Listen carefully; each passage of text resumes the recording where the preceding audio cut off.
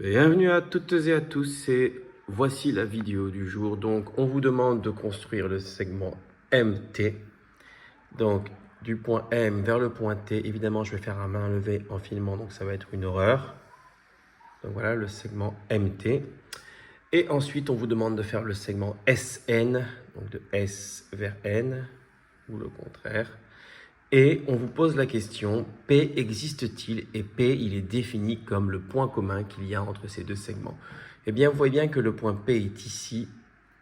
Le point P est ici, c'est le point commun du segment MT pardon, et NS. C'est le point d'intersection aussi, le point P.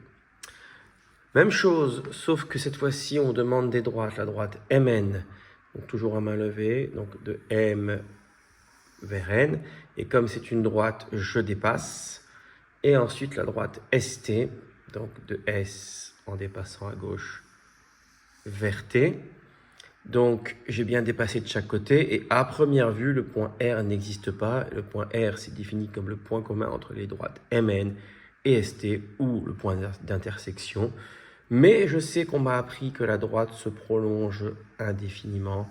Donc si je prolonge les deux droites, je me rends compte qu'elles vont à un moment donné se couper.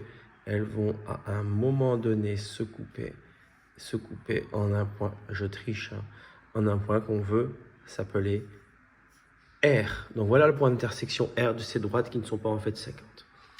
Exercice 4. Même principe, on me dit est-ce que ces droites sont séquentes? Est-ce qu'elles ont un point commun? Eh bien, à première vue, non, mais si je les prolonge, je me rends compte que oui, par là. Et donc, elles ne sont pas parallèles. On me demande de faire la droite EU, donc la droite EU qui va de E vers U, et la droite FV qui va de F vers V. Et ces droites, encore une fois tricher, et ces droites, eh bien, elles définissent un point C, qui est le point commun, donc point d'intersection entre ces droites. Le point C est ici. Évidemment, vous tracez les droites à la règle. Ensuite, même travail avec UF et VE.